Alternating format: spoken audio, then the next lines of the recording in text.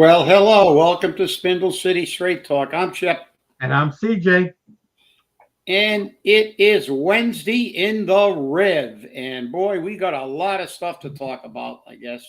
Yeah, well, I got to bring up a couple of things before we get too far into anything.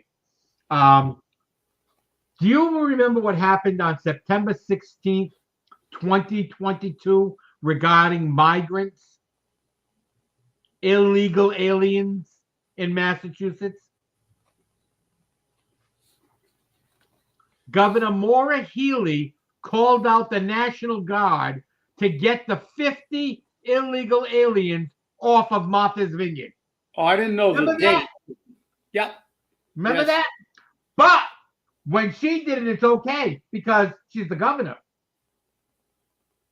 That's right. And God forbid we have them on Martha's Vineyard where the tourists go. Oh, hoity-toity, hoity-toity, hoity-toity. Yeah. It doesn't work that way. Well, I'm glad you brought that up because I have a public safety announcement associated with something like that. Is that about the 14th? But that is that about Saturday? That is a public safety alert. No Kings riots coming to Massachusetts. Yes. Potential looting and blocked highways. So Saturday. I will give everybody the skinny here. The South Coast is breaking, and of course, nobody's told about this. No mainstream media. Nobody will cover this. The city won't tell us anything. I informed a city councilor about it. But the South Coast is bracing for unrest as a wave of coordinated riots tied to the radical, quote, no kings, unquote, movement is set to unfold on Saturday, June 14th. Despite the organized nature of these events and the threat they pose to the public order, state and local officials have failed to issue any public alerts, leaving families unaware of the potential danger headed toward their communities. While the group's national website, nokings.org, frames the day as a, quote, peaceful day of defiance, unquote, the reality on the ground tells a different story. These events are not simple protests. They are designed to cause disruption, block highways, and provoke confrontation. Organizers and supporters are encouraged to direct action against what they describe as authoritarian institutions, with many participants reportedly armed and prepared for escalation. In Swansea, demonstrators are expected to take over Grand Army Highway between 10 a.m. and 12 p.m., with credible reports pointing to deliberate traffic blockades. This major route is a vital corridor for commuters and emergency services, and any disruption poses a serious risk to public safety. They may not explicitly say they will be blocking the streets on their website, but the posting has been left blank, unlike others, which give the description and pin is also in the middle of the highway. So it's safe to assume it might happen. In Fall River, the event will take place between 12 and 2 p.m., though no formal location has been released. The city's densely populated layout and central roadways make it highly susceptible to rapid shutdowns and flash demonstrations. New Bedford will see one of the longest disruptions, with the action running from 11 a.m. to 5 p.m. While the rally is being framed as peaceful, local chatter suggests a coordinated effort to expand a demonstration into key downtown areas. In Wareham, a protest is scheduled from 11:30 to 12:30. Though brief, the town's location near major highways and coastal routes raise concerns about traffic interference and potential overflow from the communities. Finally, Bourne will host a roadside demonstration from 10 a.m. to 11:30 a.m. Organizers are targeting visible public areas to maximize disruption and media attention. The events listed above are only on the South Coast. There are events happening all over the Commonwealth of Massachusetts. Please do not engage with their website or share content directly from it, as this increases their visibility in search results and gives them more traffic. Though the No Kings organizers claim nonviolence, their tactics, highway shutdowns, aggressive rhetoric, confrontational mobilizing, have already raised alarms across the region. Similar events in other states linked to this movement have resulted in violence, property damage, and mass arrests. Their website says a core principle behind all No Kings events is a commitment to nonviolence. We expect participants to seek to de-escalate with those who disagree with our values and to act lawfully. Do not engage, do not plan, stand out, counter standouts, stay safe. So again, the morons show what morons they are. They're going to disrupt and burn down and make problems for people in freaking states who actually are helping these nitwits. Blue states. You don't see this crap happening down where there's a lot of in red states where they'll lock their asses up. This shows how what a pack of dimwits we're dealing with. They're only looking for media coverage because they're doing it in states that have sanctuary cities and give the illegals free everything. So let's shit all over the people of Massachusetts because they live in a state that takes care of these illegals. So, okay, morons, have at it.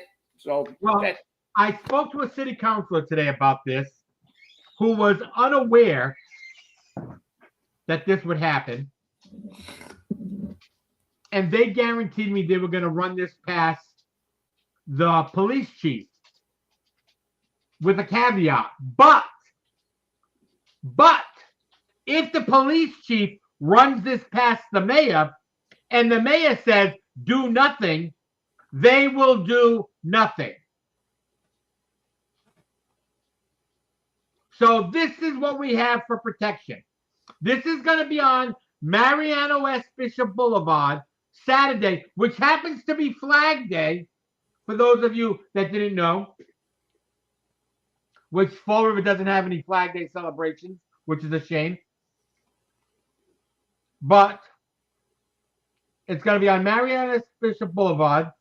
If you know what that is, that's where the Stop and Shop is up by the mall, and the Papagenos and the D'Angelos and the McDonald's, that whole area up there. Now, that's a major traffic thoroughfare. And if they decide they're going to block the traffic,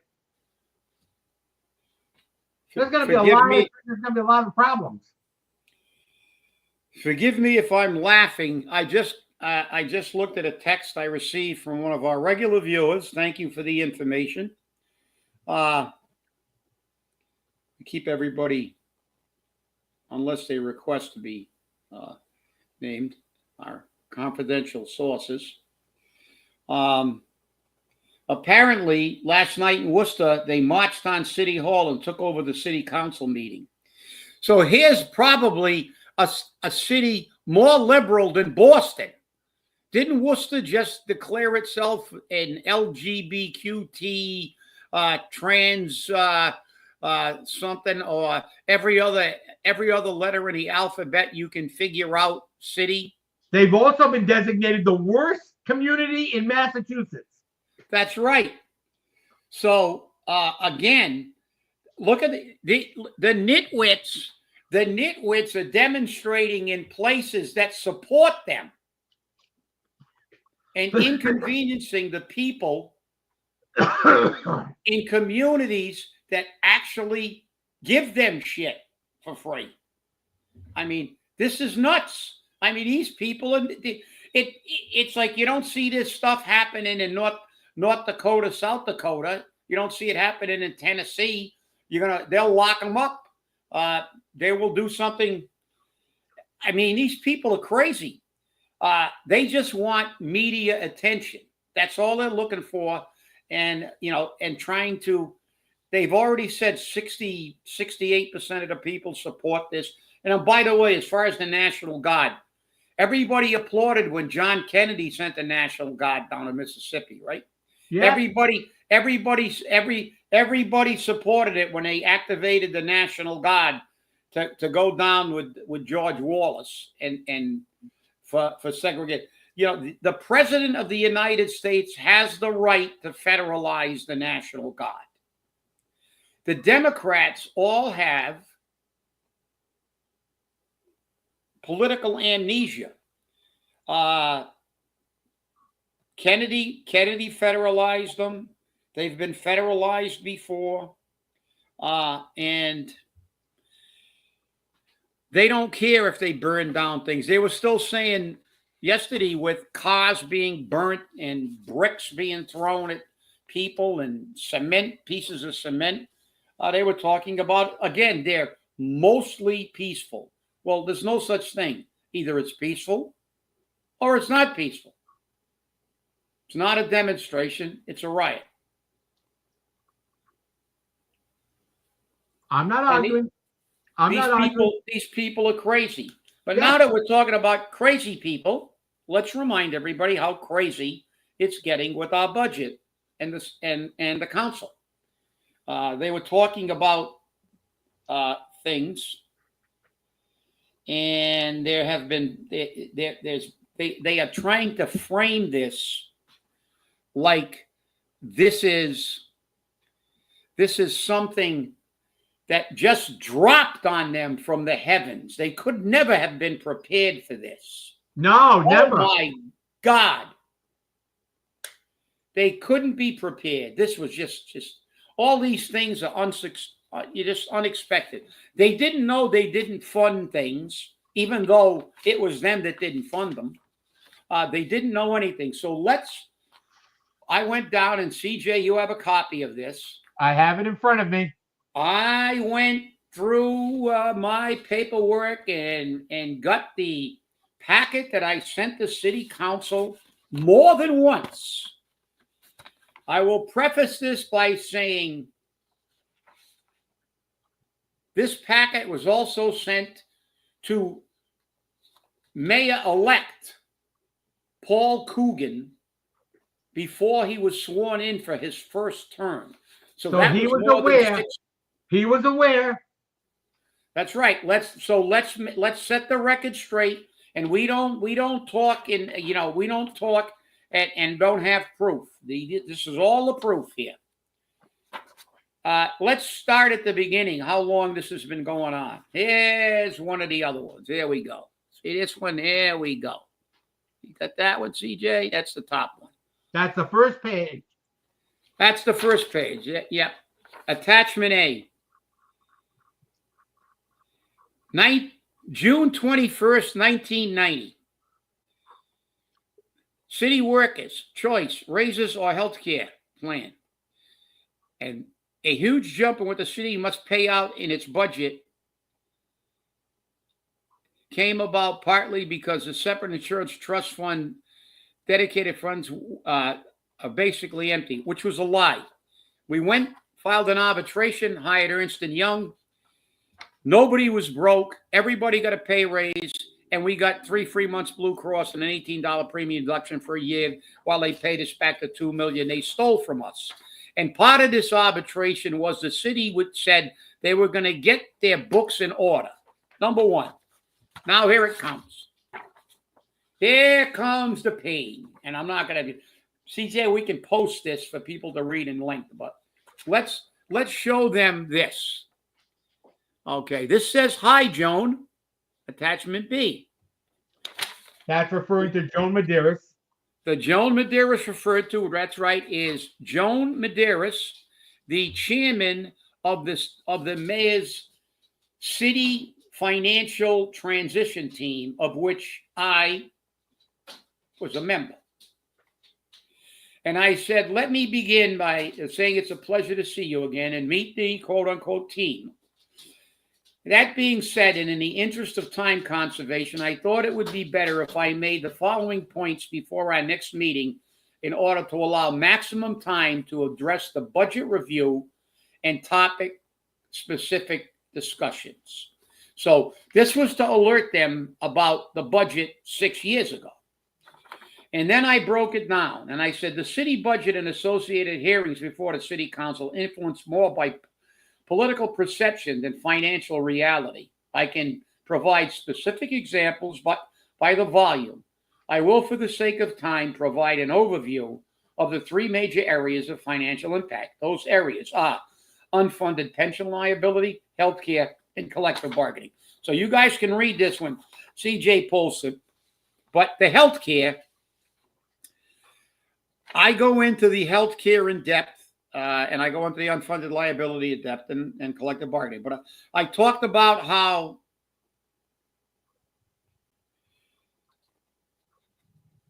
healthcare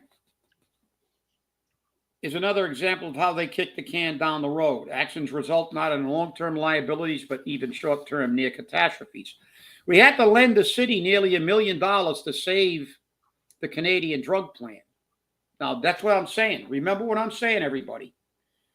The city employees had to take money out of our trust fund and loan it to the city so we could keep the Canadian drug plan that saves us millions of dollars because they were broke. Okay? This is a fact. It is a fact. And then, this is like 2.5 pages long with a lot of stuff talking about, we have videos of them saying they have no money in the trust fund. But remember they talked about how, oh, no, this isn't, this is unexpected. Well, no, we've proven it wasn't unexpected. And they talked about, oh, we don't really underfund it, but they have for years. And we have videos of Kathy Ann. But I want to read one little section, CJ. Go ahead. I got to tell them, and I'm going to say this does not mean, when I read this, you're going to say, wow, that's exactly what they said at the meeting. They have problems with the problems they identified that have fallen from the heavens unexpectedly. This was totally unexpected by everyone. I can't believe this.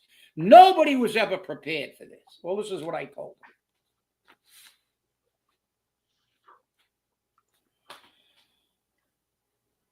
The answer is politics. That's the problem. They're kicking the can down the road and using the money to artificially inflate the budget for optics. Example, the city financial team told the city council, quote, we never fund our share fully because we always run under budget.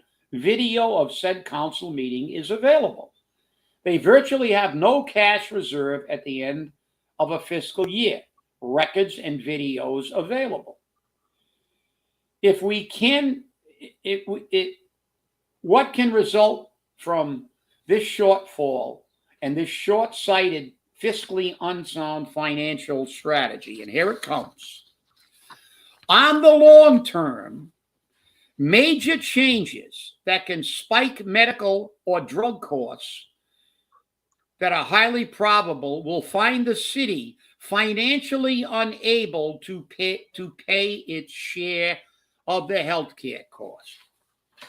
$2 million freaking dollars they don't have. 6 years ago, Paul Coogan was told, you keep robbing the money and spending it in other places, this is going to happen. And why is it going to happen? Exactly what they said at the council meeting. The cost in healthcare and the cost in pharmaceuticals. This is why you keep a trust fund. You freaking morons. And just to remind everybody of how they shit all over everybody, just to remind you, that's only the beginning. Please read this. CJ has the permission to, this was sent to all the councilors more than once.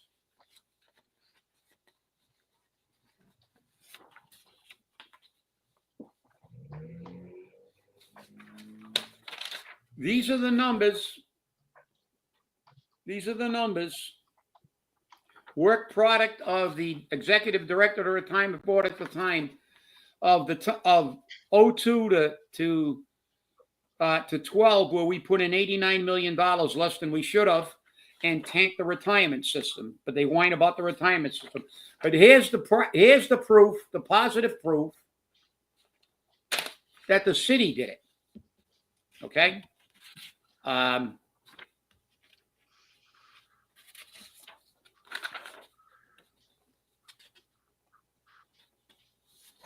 This is the stuff from CanRx, the thing that we saved by giving them a nearly $1 million loan that says the annual projected savings is over $3 million annually.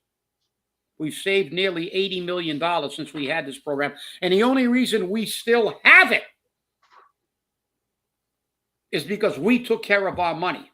And last, but by no means least, to show the giant dump that they took on the employees of Fall River.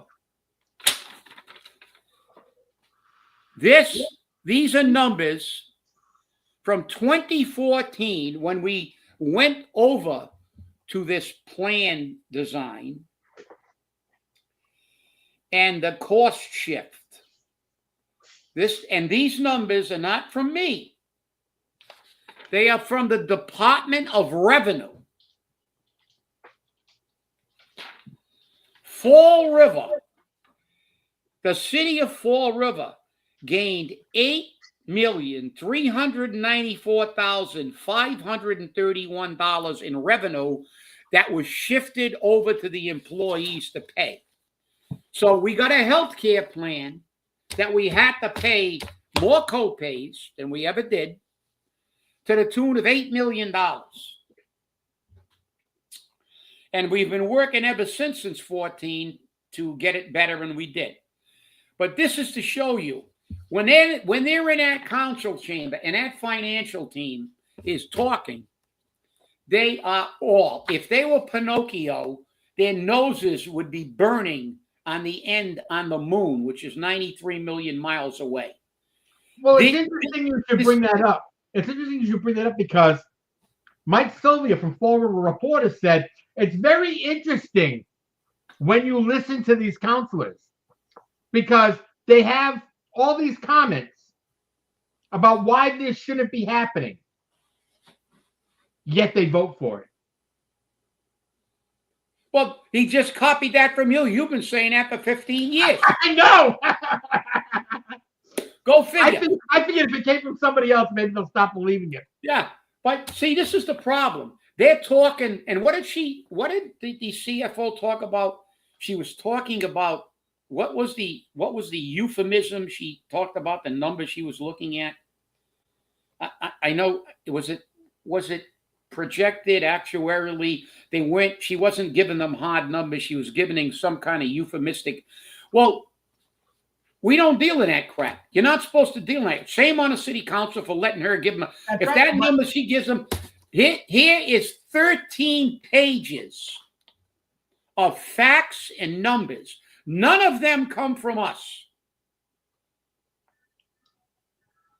These are facts. Not hyperbole, not, these numbers are for discussion purposes only. These numbers are only projected numbers. We're not really sure.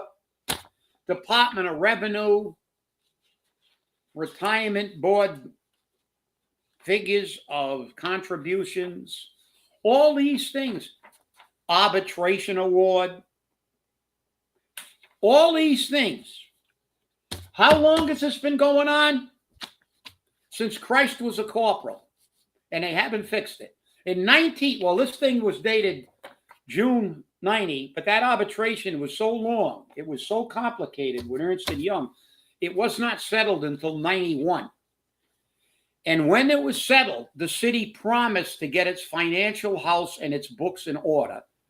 And so they lied. They always haven't gotten them in order since. I have more stuff. You guys don't want to get me started because still got a letter from 2018 that I wrote about a letter I wrote in 2016 about missing money, and they still haven't found it. I still haven't gotten an answer. Even though they admitted they took employee money and put it in their account again, like they did in 90 and 08, they said, I said, where did it go? I want to know where it migrated. I sent a letter to former HR director, Madeline Coelho, and said, I asked Mary Sahadi specifically at a meeting in 2016 when she admitted that they had this money. When did they take it in? Where did it go?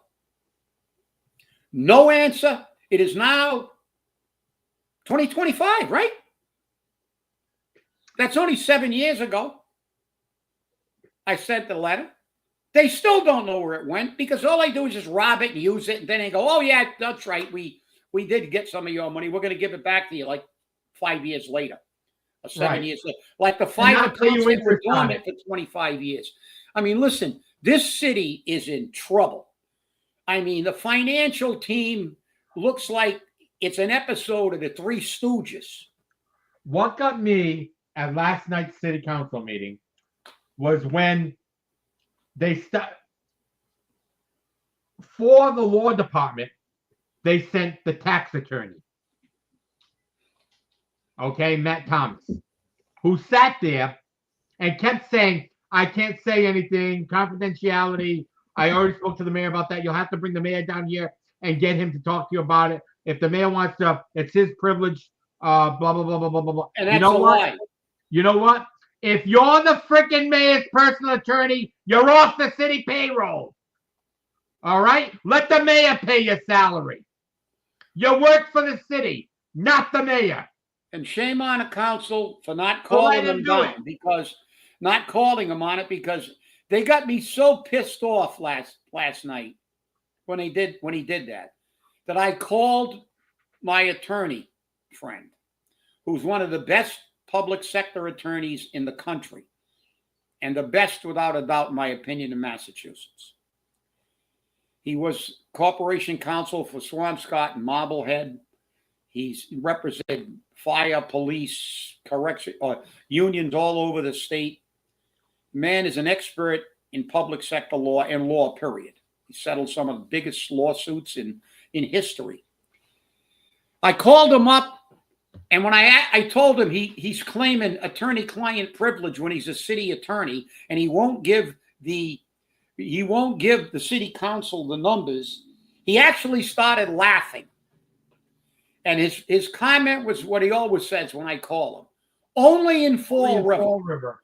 Only in Fall River does this happen. He said he said he doesn't work for the mayor, he works for the city.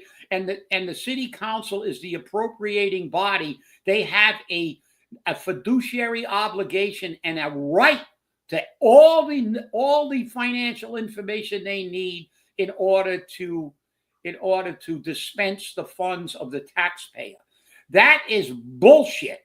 And I'm waiting for one city councilor to tell one of those clowns from the law department, "You are not a judge. This is your opinion, and we don't agree with it." And you know what his advice was? Call the media, have a press conference, demand the numbers, and take them to court because they have to give you those numbers. Paul Coogan will not give anybody anything. No, he doesn't. He just lies about it all. Okay? Can you believe? I mean, for you, it doesn't matter. But can you believe? I mean, when you went to school, if you had head lice, they kicked you out of the school as soon as they found it. They were debating on keeping kids in school with head lice. They still haven't even rendered the decision. They're going to render it on Monday. I'm getting those kids out of the school. I'm a public health nurse. Guess what? That's a public health issue. It used to be that if you had lice, they used to say you were dirty. They would call out Child and Family Services on you. They'd report you to DSS. Child must come from a dirty home. Got lice. Kids get lice. That's one of the things. They finally stopped making calls to DSS about it. But you know what? The kids should be out of school, and they should treat it right away. It's not that hard to treat. You go to CVS, you go to Walgreens, you go to Walmart, you buy A2000 or Rid-X or one of those things, okay? Put it in your kid's head, use a fine-tooth comb out the nits, you're done. The kid goes back to school, and you may have to repeat the treatment in 10 days. So, not a big deal. Do you want to hear what the excuse was? Well, not everyone can afford the treatment. If they can't afford the freaking treatment, Give him a voucher to get it from the pharmacy for nothing. Have him go to their doctor. Have him go have the doctor call in a prescription for Lindane shampoo. Health insurance pays for it. And there's no copay on it. Don't give me bullshit. Shovel that line to somebody else, Paul Coogan. Hey, Paul, I got an idea. Why don't we get a kid with lice and put him right next to you and you two can bang heads? Sounds like a good idea. Hey, after all, you don't have to take him out. CJ, will you please stop talking realities? What's the matter with you? We're in Fall River. And I need a good psychiatrist. About the trash trucks. I need a good psychiatrist. What's Laura Sampson's number? I'm going to call her right now. I'm telling you, when you look at this circus, it's, and look, this guy, like I said, he was corporation counsel for two of the richest communities in the state. He knows the law. He knows the obligation of a city or a town, or towns, but to give financial information to the body that is responsible for distributing the finances. And he was our attorney down here when I was the president of the union for 25 years. He was our president longer than that, actually, for a few years before I became president, a few years after. He's very well aware of Fall River, and he always says, no matter where he goes in the state, he always says, only in Fall River. Just like I think Sean Kadim said, like 99% of the state, make it that 99.9% of the state does it right. Every place else in the state does it according to the law. With us, it's Paul Coogan goes, what law? I make the law. As a matter of fact, we should have a anti-King demonstration against Coogan. Right. Not Trump. Coogan's the king. You don't get to know anything. Even though he swore to the Constitution to be our representative and be answerable to us at all times. Oh, there we go again. We're talking about the Constitution and the law and real numbers and shit like that. Forget it. All right, we can't do this. We got to remember where we are. We're in Nutville over here.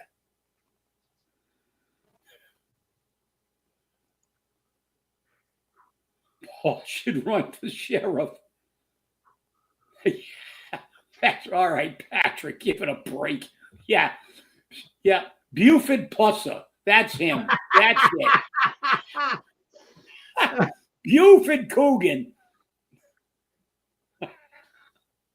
I had a problem, though, and I voiced this today to the city councilor I was speaking to. I had a problem when the city council decided to include the Fall River Police Department and the Bristol County District Attorney in the investigation into the John Perry incident. You know why? Because nothing will happen to it. If the state and national authorities decide to defer to the local authority, which we've seen happen, it's not unheard of, nothing will happen. And that means all Paul's going to say is, hey, Kelly, listen here. I want no investigation done that proves anything. I want it to die here because we may expose someone. And we cannot expose anyone else. That's why I paid them off. Because there are city councilors. There are school committee members. There are other city employees, former and current, which may have all benefited from the services or actions or alleged actions of John Perry. And that's why when Cliff Ponte said he wanted to include the U.S. Attorney, the state auditor, the state inspector general, I was all for that. As soon as he said the Fall River Police Department and the Bristol County Sheriff's Office, I said, that's it. You just kill this investigation before it No, stops. they are. Look, number one, I'm not going to say that it would be a cover up, but the fact is they're too close to this issue. That's right. There will be the perception that it's not going to be a thorough investigation because the mayor who appoints the people to the police department ultimately is someone who already made a deal with Perry. And that you need, just like we needed an independent audit from outside, not even a political audit. There should be nobody. The minimum should be the state police. Right. But nobody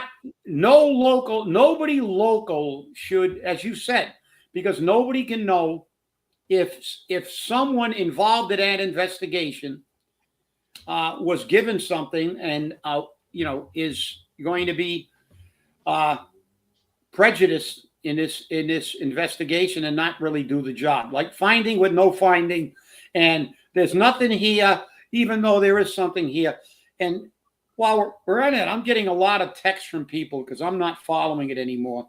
The Karen Reed trial, they said the judge is so blatantly favorite. She's playing, said she's showing so much bias. Oh, everybody can see it, including the jurors. Yeah, I mean, it's they said it's but then again, you know what the answer should be all the time? You're in a blue state. Right. Law means nothing in a blue state. Look at Newsom in California. He's screaming about the president putting out the National Guard. What's the option? Let these animals destroy LA even more? Yeah, of course. Oh, they're inciting a riot. No, they created the riot. They were giving out face shields and body armor to these people. These are well-financed insurrections. They are not no question about it. They had a pickup truck with a guy dispensing face shields, state-of-the-art face shields, gas masks for the tear gas. I didn't see Martin Luther King walking across the bridge with a gas mask. I didn't see Gandhi getting clubbed in South Africa with a helmet on. No, these people were truly peaceful demonstrators. But these well-financed, as the thing we read at the beginning of the show is, these people, they are insurrectionists, they are agitators, they are being paid to agitate. And when they come to blue states, they got plenty of people with maybe 2 brain cells, but the problem with the 2 brain cells they have left is one's lost and the other one's looking for it, so they're not working. That actually follow along like the herd animals that they are.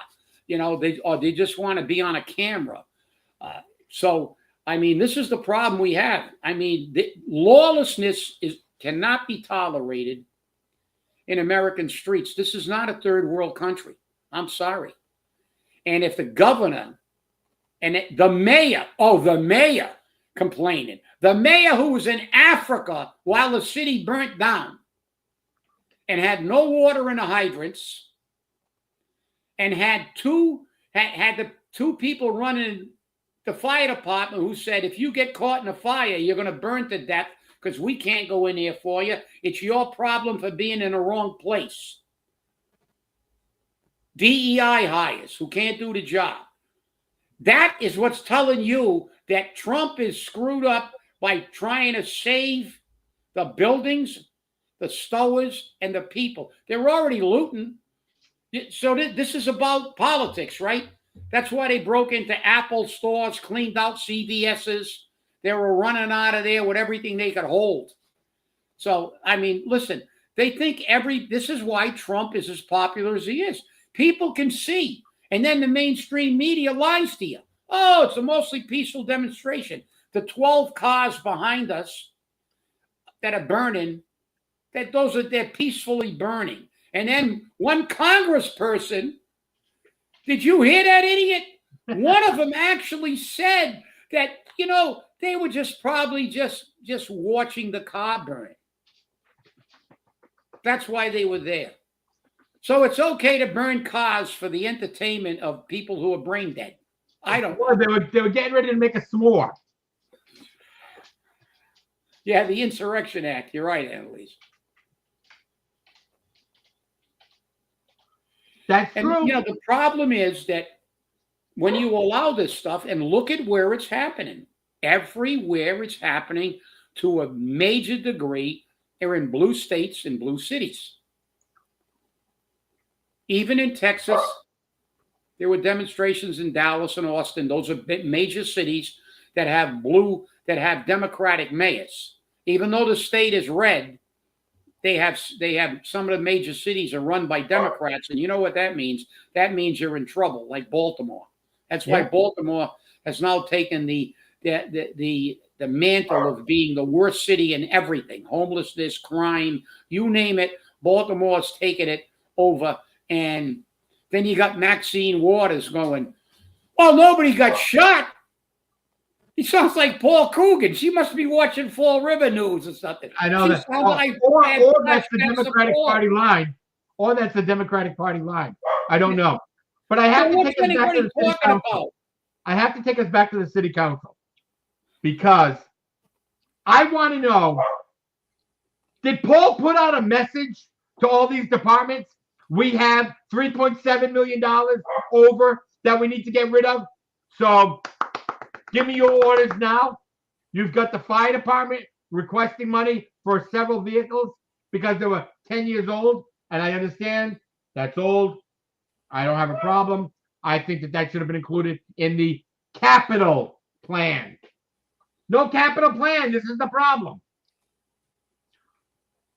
They're taking this money, and what does $3.7 million mean? Over taxation. Free cash means over taxation. That means the city is taxing us too much.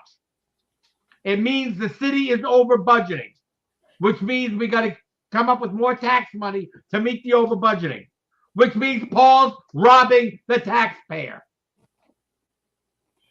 Robbing the taxpayer. And the city council, by virtue of their ignorance, are robbing the taxpayers as well. Hello. I don't know. Is it just me? No, it's not you. I mean, they've been doing it for years. I had a discussion with a counselor just today about the saying where they're getting all this money. I said because they don't fund positions intentionally. They don't have to pay the salaries, the health care. They put it in a budget intentionally. And I said, could you run your business this way? Could you just say, I got 55 people working for me, and then say their salaries are tied up, and then at the end of the year, you got all that money in your pocket? No, you couldn't do it because, number one, you'd actually have to have the money to say that you can fund these things, which they don't. But this is a revenue source. They're not saying. And that was brought up last night when they turned around and they said, because they were talking about taking the money out of the surplus from 2024. And I believe it was Cliff Ponte who turned around and said, wait a minute. Don't you have part of that money being used to fund this budget? Well, we've got $1.7 million left. Well, what should have been said was you are not only wasting the taxpayers' money, you are creating another hidden tax. That's when right. You put people in a department, in a position, and do not fill that position for the entire year, for the most part, that is fraud. Because what you're saying to the public, we got 200 police officers funded, but only 190 on a job. You've shorted us 10 police officers that we're paying for. Then at the end of the year, you go, well, we got all the money from those 10 positions, and they do it in every single department, and they consider that cash. That's fraud. You're telling the people that we're paying people to do a specific job in a specific department, but they're not employed. Right. They are just They are just there. That position is just there, and its funding is there to sit there to be freed up later as free cash. And that is tantamount to malfeasance and fraud on the part of a public official.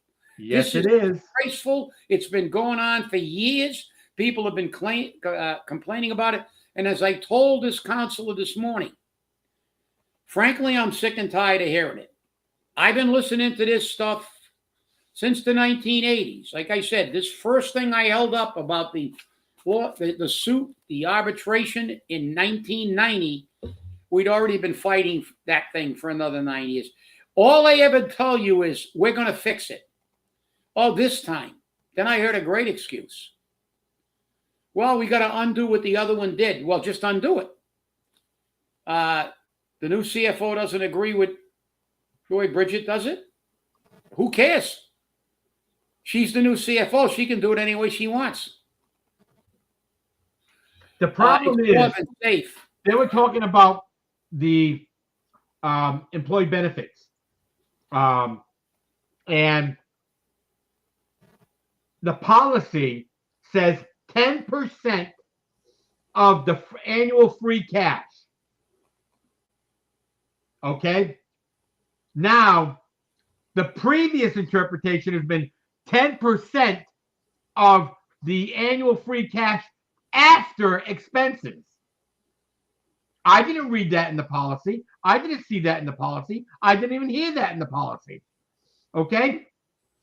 And then she turned around and said, well, if you want, we can put some more money into it because we have $1.7 million left. You know what I mean? You know, they don't.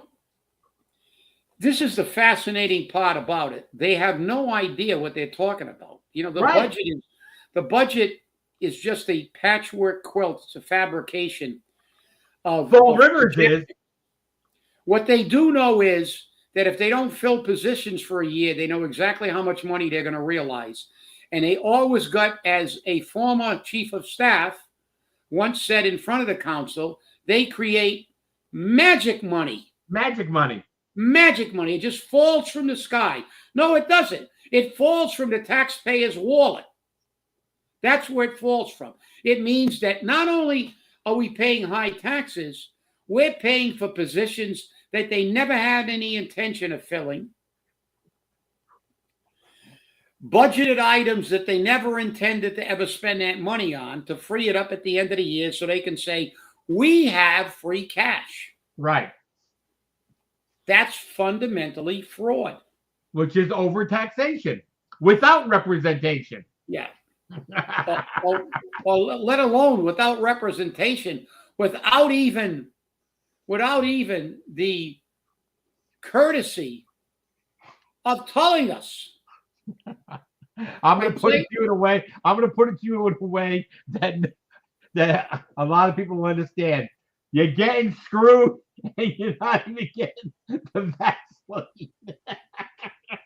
You're getting screwed, and you're not even getting the Vaseline. I think I know where you're going with that. I think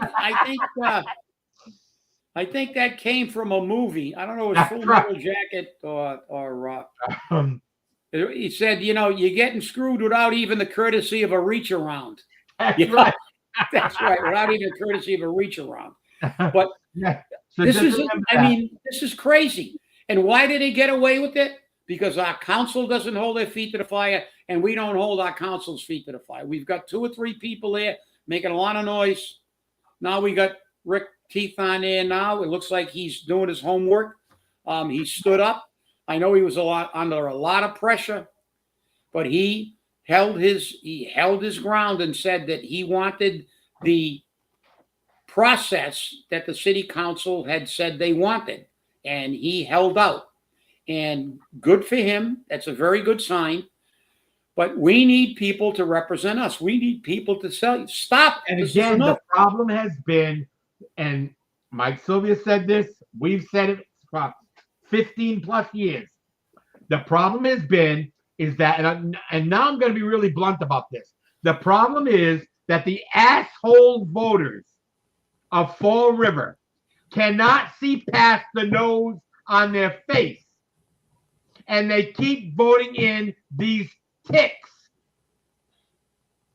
which keep doing these political favors to get their votes. Because there's no reason why half of those people should be on the council, because they do nothing but kiss the mayor's ass and more. There, I said it. And truer words were never spoken. That's the thing. You're right. It's a disgrace to me that I think it's time for the citizens to begin to get other citizens involved, and also for us to begin to maybe file some complaints about malfeasance and misappropriation of funds, and things that there's a lot of case law on. I have a lot of case law on this. And I think we've got a lot of documentation about them violating the law. And I told the city official when he started talking about the Blue Cross and about the health care, I said, you realize that every single year, no matter what you try to say, you violate the law. So you realize that the health care premium is part of every collective bargaining agreement in the city.